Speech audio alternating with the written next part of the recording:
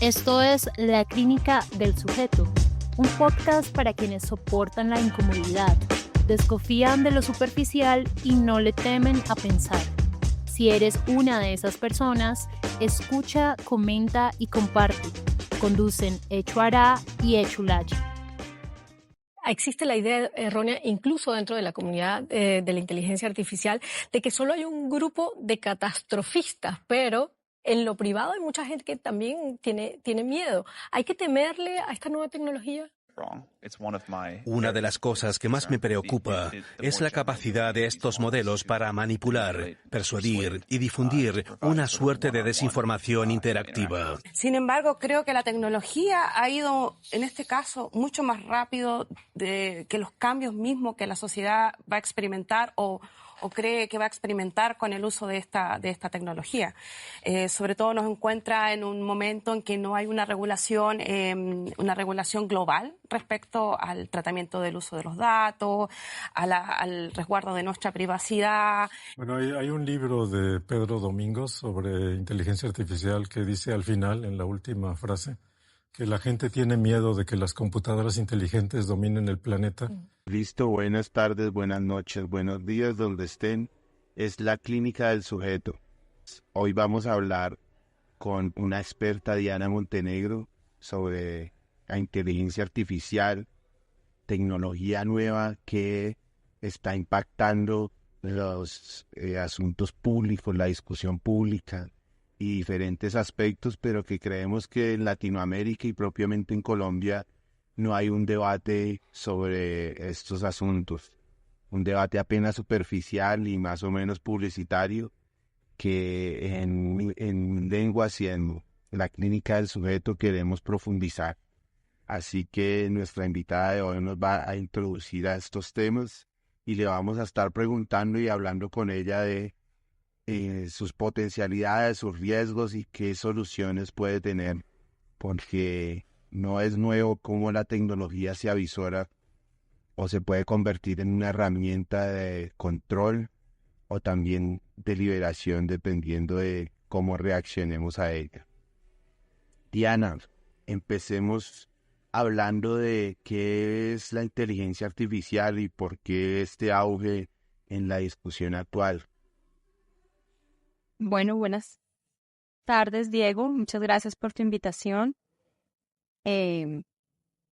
Básicamente, el auge que han tenido estos temas hacia el debate público es el reciente desplegamiento de inteligencias digitales para uso masivo.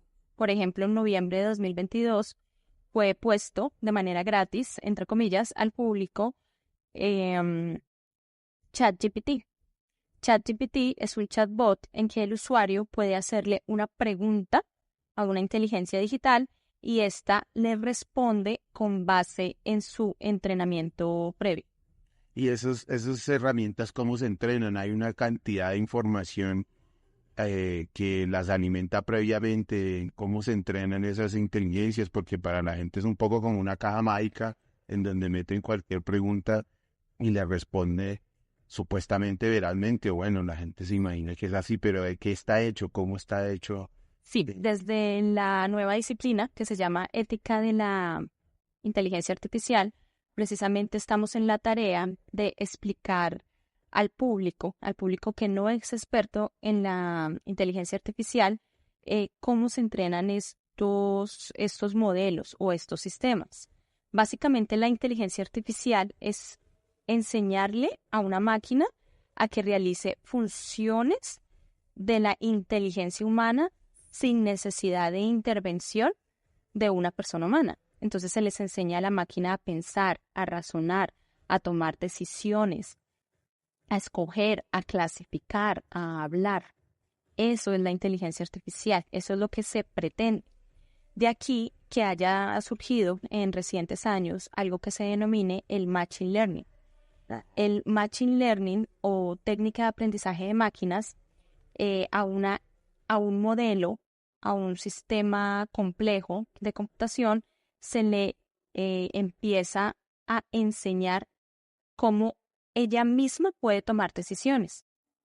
Por ejemplo, en los modelos discriminativos se le empiezan a mostrar muchas fotos de perros y gatos. Y la inteligencia digital tiene que escoger cuál es la imagen de un perro y cuál es la imagen de un gato. Pero detrás de esta toma de decisiones no está un humano dándole unos parámetros predeterminados, digamos como en la programación tradicional, sino se le está enseñando a la inteligencia digital cómo ella misma, a través de patrones establecidos, pueda distinguir qué es un perro y qué es un gato. Entonces ahí, de cómo decida esa máquina, ese modelo, está determinado por la información y por la forma en que le enseñaron, entre comillas. A veces uno usa estos términos, enseñaron entre comillas, porque pues es como cómo se le enseña a una máquina, pero realmente es como una extensión de la inteligencia humana. Estamos tratando de introducirle una información y un modo de selección. Sí, este modelo básicamente, imagínense que ustedes tienen una caja negra, ¿sí? Que es el modelo. Y este modelo empieza se le dan unos parámetros y se le comienzan a introducir muchísimos datos a esa caja, ¿sí? Y aquí es donde viene toda la configuración de lo que se conoce como redes neuronales artificiales. Las redes neuronales artificiales básicamente son una serie de muchísimos patrones, pero cuando estoy hablando de patrones, estoy hablando de billones de patrones del modelo. Son modelos, por eso es que se le dicen Large Language Models o modelos LLM, porque son modelos a gran escala de patrones de lenguaje. Entonces se le dice, al principio se puede ver un modelo como los que le complementan, los que le ayudan a usted a escribir un correo en internet. Le dañan a uno Sí, el WhatsApp. Le predicen la palabra que viene o le corrigen una palabra que está escribiendo. Exactamente, pero ¿cómo llega a ese modelo? ¿Cómo lo hace? Es con base a los patrones predeterminados de ese modelo del programador. Claro, si yo escribo mucho interseccional, cada vez que escriba me van sugerir completar. Sí. Interseccional. Así yo quiera escribir internacional. Pero yo ya le enseñé. Es predictivo de lo que yo mismo le enseñé, que hacia dónde voy yo. Y en ese sentido, hacia dónde va. Es solamente un usuario. Aquí hay que ver también a temas como la inteligencia colectiva. ¿Sí? No es solamente lo que diga Diego, lo que esté escribiendo Diego, sino, por ejemplo, como todos los colombianos contestamos. Entonces, ¿vamos a ir al cine? Ok. Entonces, ese es un patrón. Cuando alguien le pregunta, ¿vamos a ir al parque? Ok. Esos son los patrones del lenguaje que analizan, pero desde una manera colectiva, las empresas que desarrollan estos modelos. Así es que los empiezan a entrenar. Listo. Esos entrenamientos, bueno, esas herramientas, la gente en general, bueno, y se dice mucho y hay películas o al menos ficciones alrededor de sus peligros. ¿Cuáles son esos peligros? ¿Cuáles son los riesgos? Yo no le llamaría tanto peligros, Pues, sí, sino riesgos. Entonces, aquí, no sé si usted se acuerda que fue una noticia a nivel mundial de varios periódicos que un abogado había culpado a ChatGPT de inventar unos precedentes jurisprudenciales inexistentes.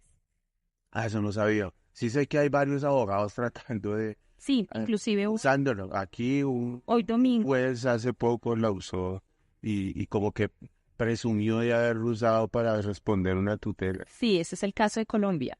Pero el caso de Nueva York, este abogado le dijo a ChatGPT que cuáles eran los antecedentes jurisprudenciales en un caso de una demanda contra una aerolínea y ChatGPT los inventó. O sea, totalmente inexistente. ¿Y cómo los inventó?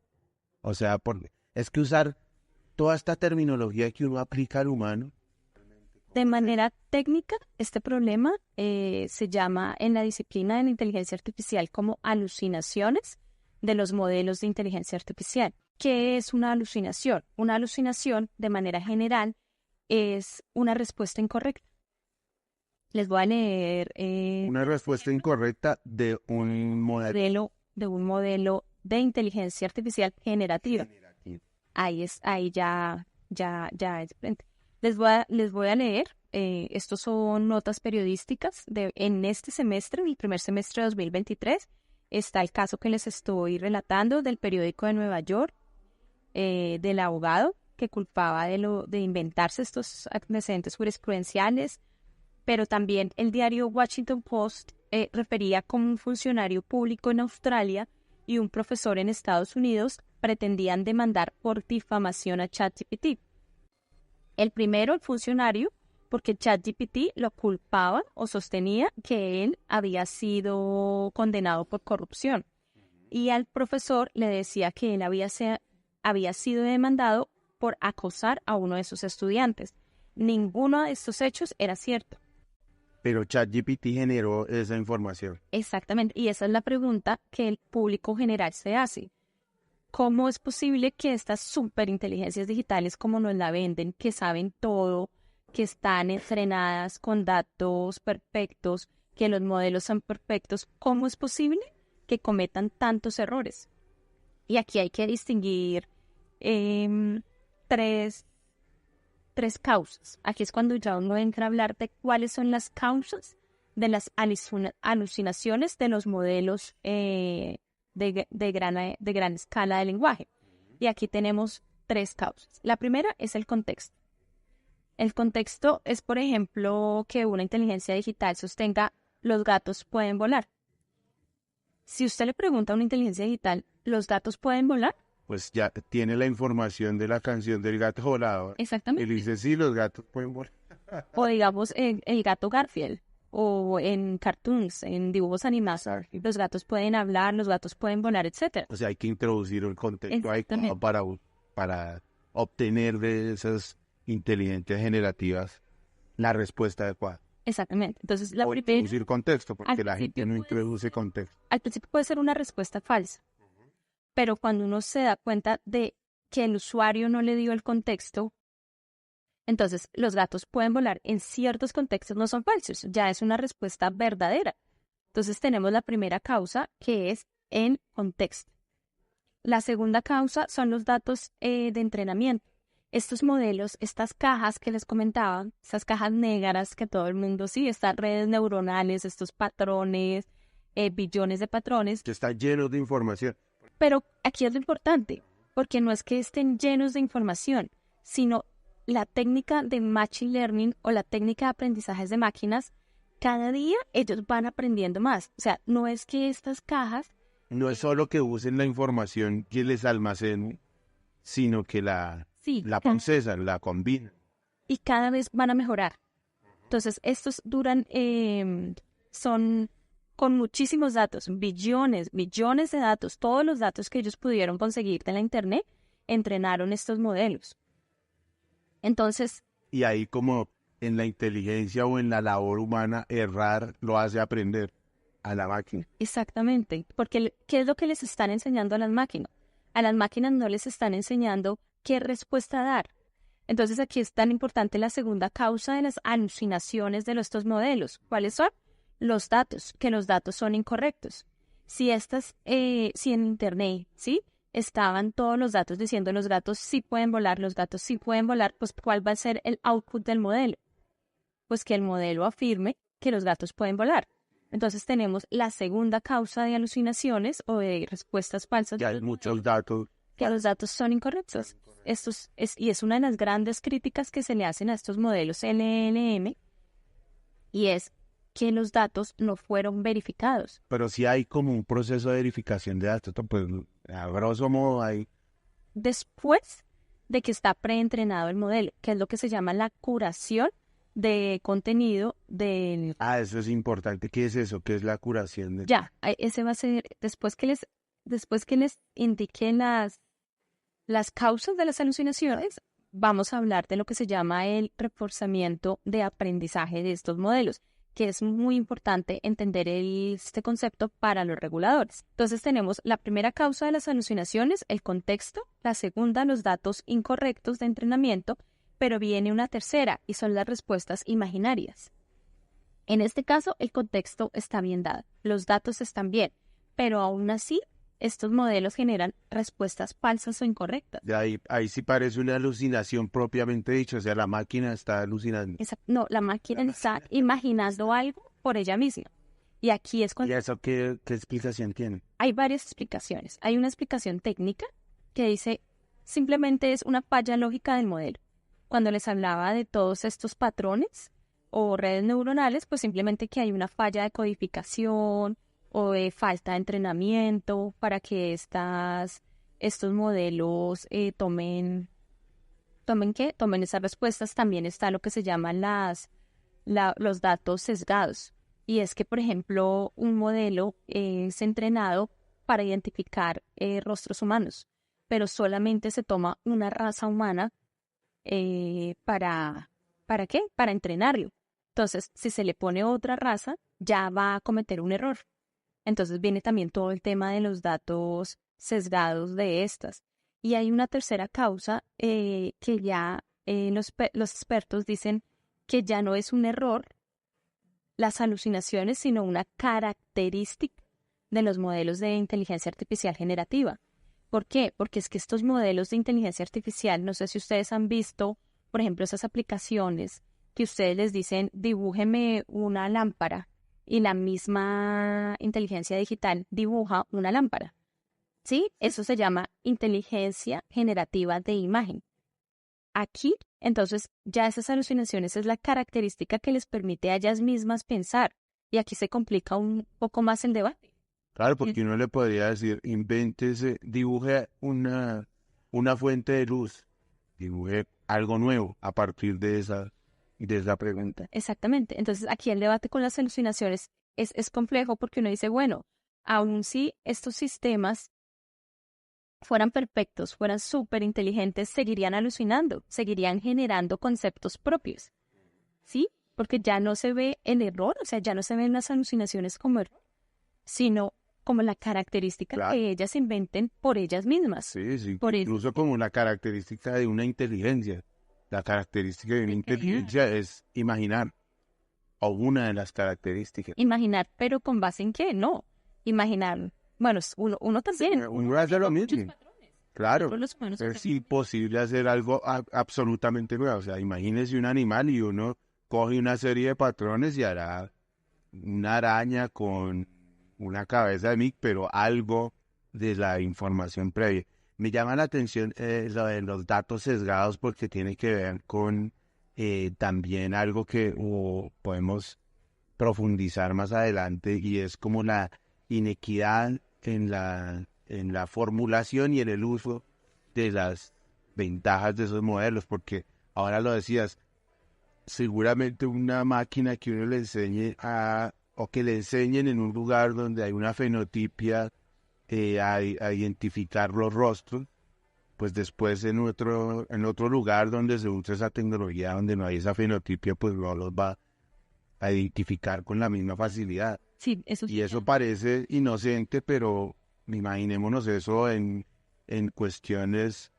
Por ejemplo, otorgar un crédito en un banco. Y muchos bancos, estamos escuchando cómo muchos bancos están pensando, se les está vendiendo la idea, ya están implementando modelos para tomar decisiones con base en algoritmos. Claro, y el sesgo en la información que alimente esas inteligencias artificiales o con base en las cuales se modelen, pues es un riesgo que pues después... Y ahí los bancos, es una de las preguntas que uno debe hacerle al banco. ¿Qué garantías le puede dar al consumidor financiero de que el algoritmo no vaya a tomar una decisión discriminatoria con base en patrones existentes? Y lo mismo si se utiliza eso para ubicar personas en el mercado laboral o para becas, etcétera. Exactamente. Entonces aquí es muy importante entender cómo funcionan estos modelos precisamente por eso. Porque si ya los vamos a empezar a usar en la sociedad, todos estos riesgos que generan hay que empezar a hablar con ellos cómo mitigarlos. Pues empecemos a hablar de eso, de los riesgos. ¿Cuáles son los riesgos de estas tecnologías? Bueno, se han identificado muchísimos. Primero digo que en Latinoamérica faltan muchísima investigación a profundidad de cada uno de estos riesgos, pero los voy a describir muy brevemente. El primero es la diseminación de información falsa. Esa es bastante compleja. Claro, en este momento, o sea, nuestro primer encuentro con la inteligencia artificial, que fueron las redes sociales y los algoritmos, vemos mucha desinformación en línea, muchas noticias falsas que para muchos de nosotros es muy difícil identificar cuál es verdadera. Lo que empezó como la discusión allá en medio de la campaña de Trump de fake news, es ahora pues un problema. Sí, y estamos hablando de desinformación falsa de texto, o sea, de lenguaje, pero también de imágenes. También vimos a Trump que era llevado a la cárcel con un uniforme naranja, que fue una deepfake de imagen. Eso causa desinformación. La inteligencia produciendo ella misma, o sea, sin nadie que esté tipeando pues un Twitter falso. En redes sociales encontramos muchas noticias falsas generadas ¿por quién? Por usuarios, por humanos. Pero cuando yo les estaba con estos modelos de ChatGPT o de inteligencia artificial generativa, ¿quién genera la información falsa? ¿Quién acusó al profesor? O sea, ¿quién se inventó que el profesor había acosado a uno de sus estudiantes? ¿Un alumno? No. Lo inventó la inteligencia artificial. Pues en este caso, porque estamos hasta ahora en el inicio, el profesor pudo verificar y salir a decir en los diarios, qué pena, pero eso es información falsa. Pero imagínense cuando empiecen a amplificarse, que hayan muchísimas noticias falsas, esta sobreinformación, ¿sí? Imagínense el riesgo social. A los abogados del caso de New York, que les estaba del Tribunal de Nueva York, a ellos los castigaron. Y los castigaron. Ellos decían, nosotros actuamos de buena fe. Y la corte que los castigó les dijo, no, ustedes actuaron de mala fe porque su deber fue haber verificado que la información era verdadera. Su deber como abogado era haber verificado la información que generó la inteligencia digital. Y fueron sancionados. Pero es que estamos en el inicio. Imagínense cuando hayan 1,000, 2,000, 3,000 respuestas falsas inundando Internet. ¿Qué institución democrática va a controlar eso? Y todo el mundo habla de que la responsabilidad de controlar la desinformación falsa recae en el consumidor o en los reguladores, pero lo que nosotros estamos ahora alegando es, ¿y qué pasa con la responsabilidad de la firma que desplegó esa inteligencia artificial conociendo el riesgo? Porque las empresas, ellas han reconocido públicamente que ellos conocen ese problema. Estas empresas, OpenAI, que es la empresa desarrolladora del ChatGPT, ella conoce este problema. Dice, nosotros somos conscientes de las alucinaciones, somos conscientes, hay documentos elaborados por ellos, del problema de la desinformación. Entonces, ¿qué pasa con esa responsabilidad? Si no hay que verlo en perspectiva desde la sociedad, la civilización humana, ¿cómo vamos a mitigar ese riesgo?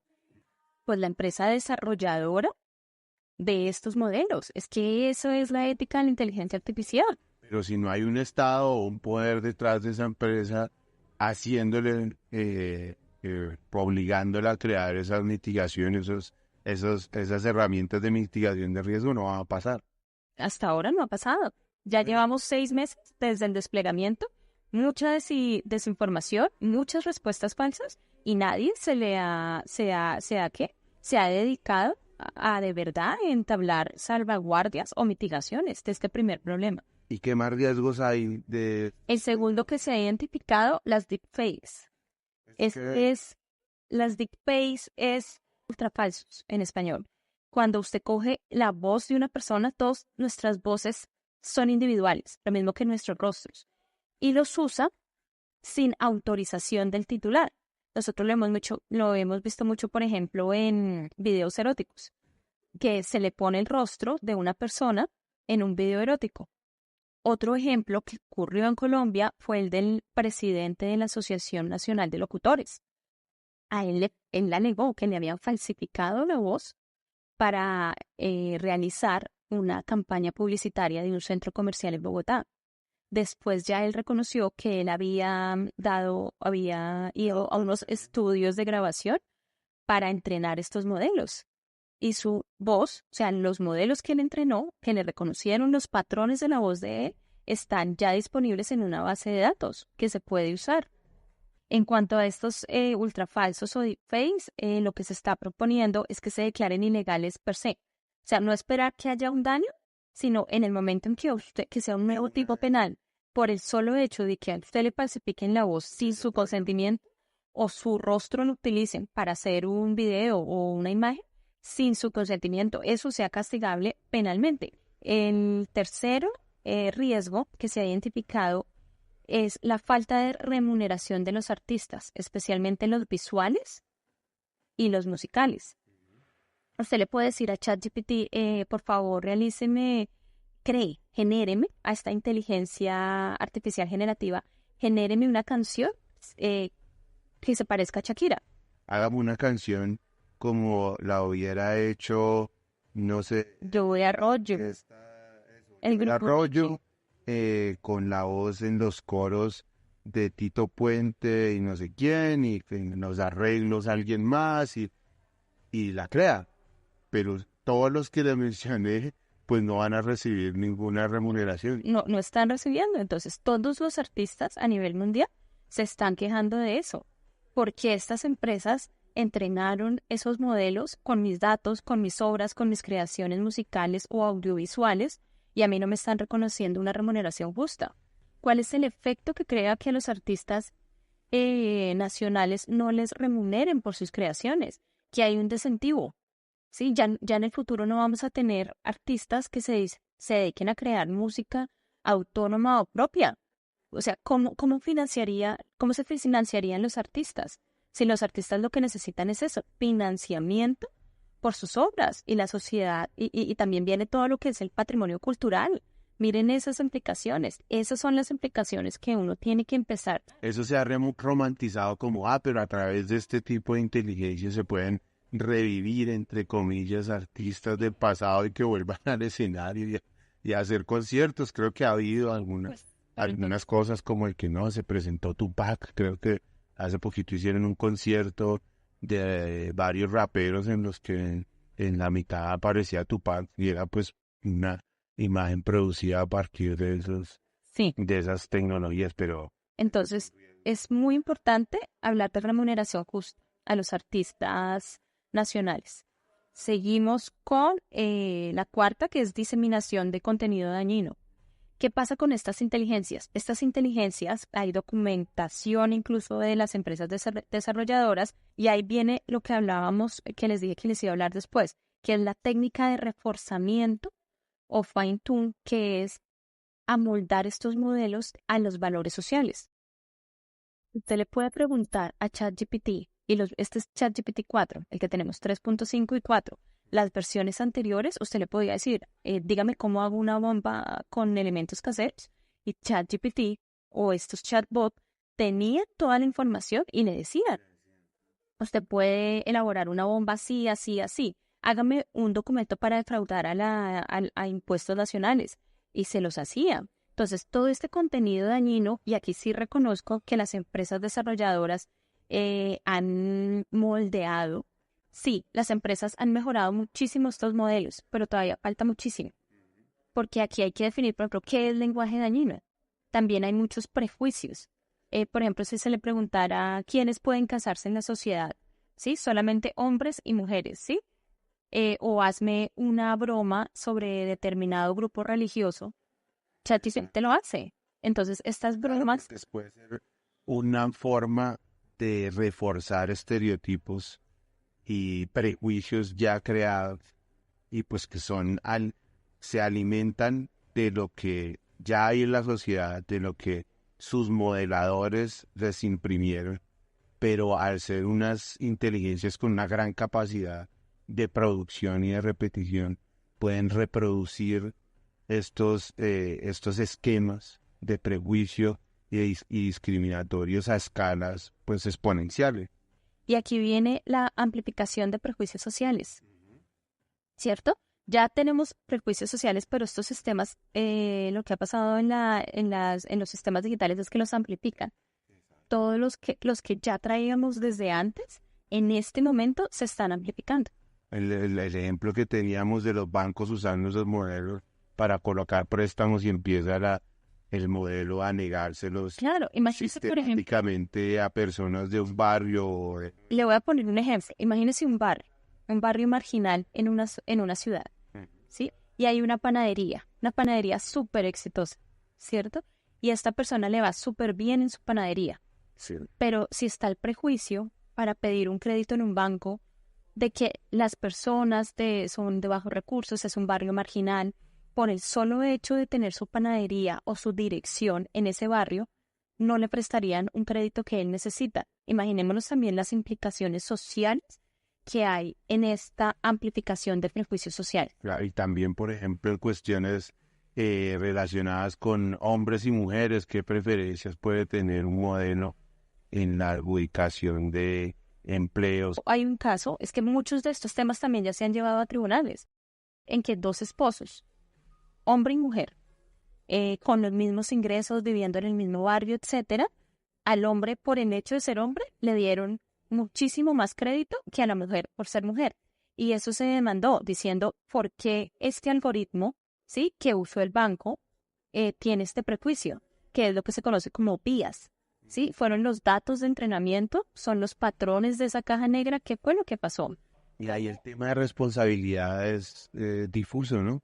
Responsabilidad en cuanto que ¿a quién se le predica la responsabilidad? Al algoritmo, porque sí, una explicación de cómo toma el algoritmo las decisiones, pero también el banco. El banco verificó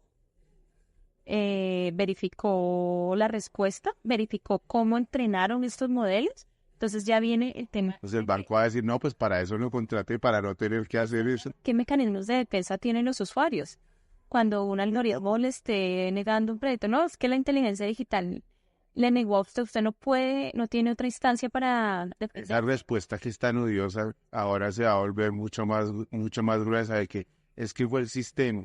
Pero lo que importante es ver qué pasa detrás de cortinas. Eso es lo importante.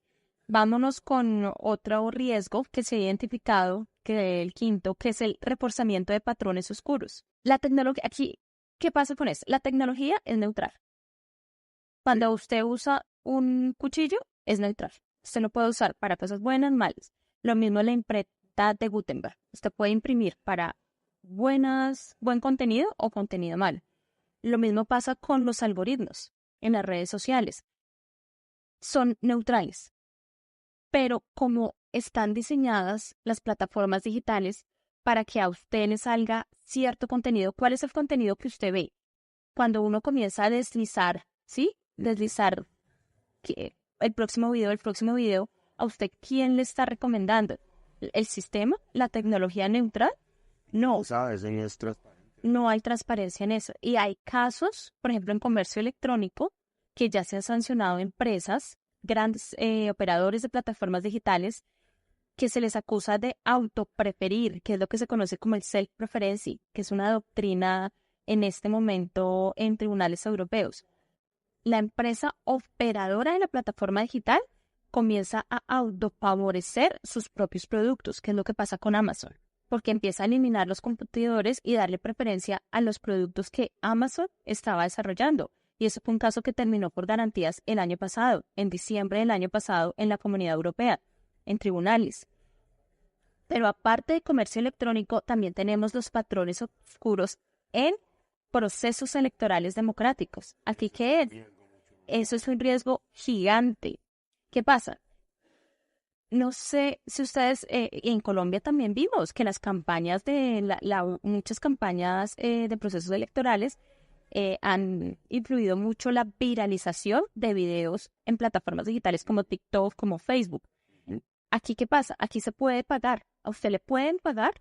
O sea, usted le paga al operador de estas plataformas digitales miles y millones de recursos para que sea su propaganda política, ¿sí? O los influenciadores que usted contrató para que se hagan virales. Exactamente. Entonces aquí no hay nada de neutralidad, Diego. Aquí ya hay un patrón oscuro. Entonces lo que se está pidiendo es dos cosas. Primero, regular a los influenciadores, que cuando digan nosotros estamos siendo pagados por candidatos electorales, que lo reconozcan. Y segundo, que haya transparencia en cuanto invierten las campañas electorales en estas plataformas digitales. Yo invertí tanto que también sea reconocido como un gasto. Eso es muy importante. Hay otras propuestas incluso más. Lo que puede pasar es que las transacciones a ese nivel son mucho más difíciles de hacerle seguimiento. De transparencia. La transparencia es otra de las soluciones. De muchas de las plataformas ni siquiera hay oficinas físicas casi en ningún lado. ¿Usted cómo compra un organismo, un Consejo Electoral Nacional, cómo verificaría eso? Tiene sus cuentas todas en paraísos fiscales. Sí, o sea, es muy difícil. Incluso se propuso, pero no ha tenido mucha acogida, la propuesta de prohibir el pago por parte de candidatos a estas plataformas. Después tenemos otro riesgo que es el reforzamiento de la posición de gatekeeper de la información. El gatekeeper de la información es una nueva doctrina jurídica, no tiene más de 5 años y fue la base de lo que se conoce como la Ley de Mercados Digitales en junio de 2022 de la Comunidad Europea. Aquí, ¿qué pasa? Aquí lo que se ha visto es que hay como unas entidades, digámoslo así, o unas firmas que se posicionan en la mitad de los mercados y ellos son los que escogen qué información le transmite el consumidor al vendedor y el vendedor al consumidor. Entonces, por ejemplo, no sé, cuando en Booking.com o en esos buscadores de hoteles. Entonces, ¿qué pasa con eso, con el mercado? Entonces están los hoteles y los consumidores. Sí. Pero resulta que hay unas páginas que le dan a usted la comparación de todos los hoteles. O supuestamente se la dan. Sí. Yo nunca... ¿Sí? Entonces, el consumidor, ¿qué información está recibiendo? La que le da el gatekeeper de la información. Exacto. La que le da esta plataforma. Es como un intermediario. Como un intermediario de información. Lo mismo pasa, por ejemplo, en los buscadores como Google Search, los buscadores de Internet. ¿Quién le da a usted la información de Internet? ¿Quién se la da? No solamente un buscador, sino que también Es un intermediario de la información y él elige. un negocio más especulativo tal vez que el financiero. Sí. Los gatekeepers de información como Google que le muestran qué páginas, o sea, le muestran, cuando usted usa Google, ¿cuántas páginas le da clic? Yo creo que uno... Casi nunca pasa de las tercera. primeras 5 opciones. 5 opciones. Y nadie de la primera página. Exactamente, eso es lo que se llama ranking. Transparencia, ¿cómo se hacen estos rankings? ¿Sí? ¿Quién crea estos rankings? ¿Hay que pagar para estar en los 5 primeros lugares? ¿O todo esto? ¿Cuáles son los criterios que tienen estos gatekeepers para buscar información? Tampoco hay transparencia. Ni siquiera una advertencia como mínima de cuando uno está usando esas plataformas, de esos gatekeepers. No en YouTube. Uno de estos rankings son hechos por Booking. Exactamente. O en YouTube, cuando usted le dicen escuchemos salsa y le salen 5 artistas de salsa. Y este es un caso, el de la musical, de las empresas de música, es un caso que también está en tribunales. ¿Cómo estas listas de recomendación que a usted le recomienda o que aparecen en YouTube, quién las hace? ¿Cuáles son los criterios para que escojan esos cantantes que a usted le están recomendando? Ese es otro, los gatekeepers de información. Tenemos también el problema de la adulación. El problema de la adulación es que aquí hay 2 cosas. El primero es que las inteligencias artificiales no le digan a los consumidores que usted está interactuando con una inteligencia artificial. Es haga cuenta como un Tinder, ¿sí?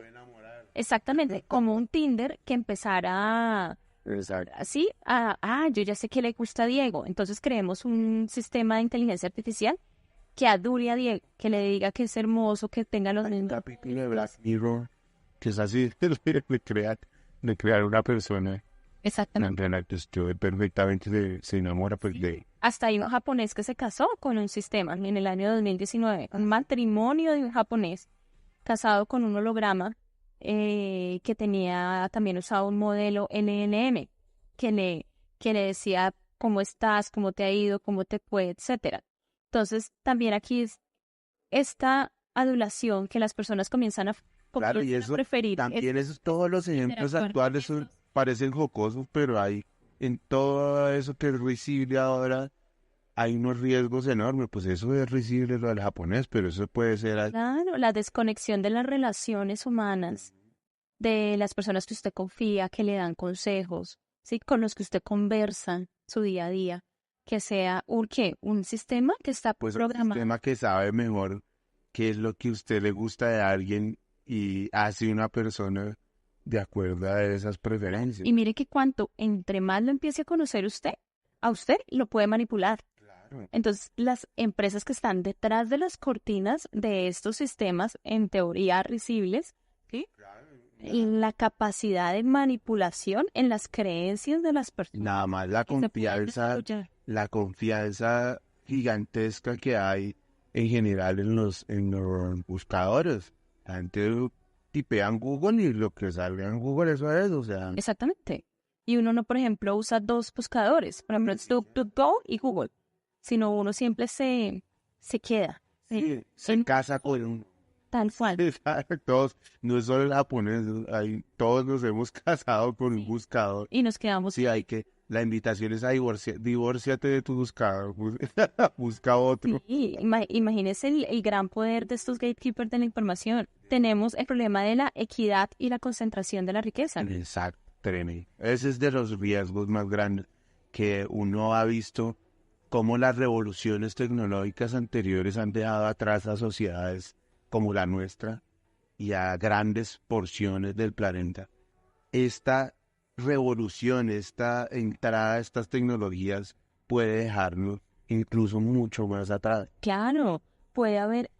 Aquí hay varios aspectos. El primero es la automatización de los trabajos. La automatización de los trabajos en países que no hemos desarrollado tecnologías avanzadas. Imagínese cuando lleguen, por ejemplo, la automatización de todo lo que son los celadores de los edificios, las personas que sirven tintos en las oficinas, todo lo que son call centers, traductores, locutores, cuando todos esos trabajos que son base de nuestras economías latinoamericanas o los países en vías de desarrollo, se empiecen a desaparecer. Imagínense la crisis social y económica que podemos estar viviendo. Lo que más se ha oído como de los miedos sociales a que el trabajo no empiece a desplazar este tipo de... No, y tenemos ese riesgo. Y lo peor es que no va a ser un trabajo desplazado ¿por quién? No por empresas nacionales, sino por multinacionales. Entonces, como que toda la creación de valor de la economía global, ¿hacia dónde se va a ir? Hacia pocas firmas, hacia las firmas que puedan desarrollar e implementar estas inteligencias digitales. Y claro, ahí tal vez esté como una de las claves, la creación de valor hacia dónde va. Porque, claro, un marxista le diría, el problema no es que los celadores no vayan a poderlo hacer más, porque eso incluso los va a liberar de un trabajo que puede ser perfectamente alienante, sino que se los va a reemplazar una tecnología cuyos dueños son unos pocos y están en unos lugares y nadie sabe. Eso es otra de las cosas de estas tecnologías. Bueno, y de esas empresas. Antes era como muy claro quién era dueño de qué. Sí, uno iba y hacía... Estas tecnologías es cada vez más oscuro quién es dueño de qué. ¿Cuántos trabajadores tiene Uber? Y ninguno, yo creo que ninguno de los conductores de Uber sabe quién es el dueño. Antes todos, incluso era motivo de instrucción dentro de las empresas, decirle al trabajador quién es su jefe. Ahora es como lo contrario, que usted es su propio jefe en Uber. Pero aquí también mire el tema de la soberanía digital nacional, porque cada vez vamos a ser más dependientes de estas tecnologías. Eso es de los problemas muy graves. Empezamos esta charla. Cuando uno entiende el concepto de Machine Learning o aprendizaje de máquinas de algoritmos, estos sistemas, cada vez que se entrenan con más datos, toman mejores decisiones, son más inteligentes y entonces las personas van a empezar a usarlos más. Entonces, el Uber que tenemos hoy va a ser muchísimo mejor en 2-3 años. Entonces, ¿cómo van las empresas nacionales a competir con estos algoritmos que ya han sido entrenados con muchos años, con muchísimo? Y ya es un problema ya real, la dependencia tecnológica y digital es muy grande y se está ampliando esa brecha. La brecha digital no es solamente qué tan conectados estamos, sino dónde están las ganancias de ese mercado digital. Y la dependencia que estamos creando en estos superalgoritmos de inteligencia artificial. Exactamente. Claro, porque todos entonces estamos dependiendo de lo que haga o deje de hacer Microsoft con sus tecnologías. Entonces aquí se habla de la regulación de las MACPAs. ¿Qué es la regulación de las MACPAs? La regulación de las grandes empresas digitales, Microsoft, Apple, Amazon, Google y Facebook. Y ahí estamos ya en el campo donde deberíamos terminar, como para no asustar más a quienes están muy nerviosos de estos asuntos de las tecnologías de inteligencia artificiales. ¿Cuáles son las soluciones o esos pasos que debemos dar para mitigar los riesgos de los que hemos hablado? Sí, lo primero es analizar estos temas con mucha objetividad, porque también hay mucha especulación. Entonces, lo primero es que la gente lo toma de un modo irrisible y comienza a especular. Entonces, que los humanos vamos a empezar a escondernos de las máquinas, no. Hay que ver el tema con mucha objetividad y seriedad. Entonces, las soluciones que se han propuesto es, primero, que estos temas no sigan solamente siendo los expertos detrás de las cortinas de este modelo quienes sepan, sino que las personas, el público en general, entienda qué es un algoritmo, qué es machine learning, qué es... Esto hay un velo tecnológico, tecnicista muy grande. Estos no son solo los expertos. Y entonces, que hablen los de Facebook, que hablen los de Amazon. Nosotros no tenemos nada que decir. No. Y nada que discutir. Eso es por allá de... El debate público. Y el debate público multidisciplinario. Que sean reguladores, psicólogos, filósofos, todas las ciencias sociales, ingenieros sociales, es lo que necesitamos en este momento, que ese sea un debate público y general. La segunda, mucha investigación académica. Los colegios, las universidades desde pregrado deben estar capacitando a sus estudiantes para que tengan una opinión crítica en estos temas, que no sea solo... Súper importante. Eso es, yo creo que lo que más necesitamos y tal vez de lo que menos se haga. Sí, y en este momento, digamos, los investigadores en estos temas, ¿quién los financia? Si no son las universidades, ¿quién más? También el gobierno necesita patrocinar estos investigadores y a los estudiantes, motivar a los estudiantes para que empiecen a indagar de profundidad y objetivamente estos temas. Claro, y las instituciones, digamos, multilaterales, crear fondos para que haya más investigación y educación respecto a eso. Necesitamos, o sea, en vez de dejar que ChatGPT piense por nosotros, necesitamos desarrollar más espíritu crítico en estos países, especialmente los latinoamericanos, donde se están viendo tantos riesgos por cosas que las personas dicen que es entretenimiento. Lo otro son las regulaciones nacionales. ¿Y en eso cómo estamos en regulación? Hay varias propuestas. Sospecho que leo. Hay muchas propuestas, hay varias propuestas. Precisamente esta semana se aprobó en la Comunidad Europea ya la ley de inteligencia artificial. La aprobaron. Ese es un proceso legislativo complejo, pero ya de las últimas instancias se aprobó en la Comunidad Europea y en Colombia, hasta donde yo tengo entendido, nosotros no tenemos una ley. La semana pasada se archivó el proyecto de ley de inteligencia artificial en el Congreso de la República. Y eso no pasó ni por noticias. Sí, en noticias pasó, pero sumamente como si no hubiera sido un proyecto de ley sin importancia, cuando debía ser uno de los temas más importantes. Creo que con el tono socarrón se sigue hablando en las noticias y como si fuera chiste y es tremendo problema. Claro, cuando uno ya comienza a analizar a profundidad, es muchísimo los riesgos que estamos enfrentando con estos temas. ¿Qué tiene que hacer el gobierno? O sea, ¿qué le diría uno al gobierno? Capacitación. Póngase a hacer. En este momento, sobre todo, hay casos. Por ejemplo, le estaba contando el del locutor de la Asociación Nacional de Locutores. Hay casos en tribunales, hay un caso de la Corte Constitucional, una tutela. ¿Y porque cómo están reaccionando los jueces a eso? Yo veo que a los jueces les falta capacitación y los jueces están pidiendo capacitación en estos temas, los funcionarios públicos, los mismos profesores de las universidades. ¿Cómo hacemos para capacitarnos en estos temas? Por ahí es donde se debe empezar. Porque es que aquí podemos durar 3 horas, Diego. O sea, estos son temas sumamente largos, sumamente complejos. Las soluciones necesitan unos cambios de paradigmas impresionantes. Y otra vez, como en muchas cosas, inter y multidisciplinar. O sea, necesitamos ingenieros capacitados, diseñadores capacitados, filósofos que se piensen en estos temas. Abogados, muchísimos jueces, bueno, sí. Tomadores de decisión que no estamos preparados para tremendo problema y nos estamos riendo. Estamos viéndolo como entretenimiento. Viéndolo como entretenimiento, más bien, y como con cierta lejanía, y como que ese es asunto de los gringos. Eso es, Diego.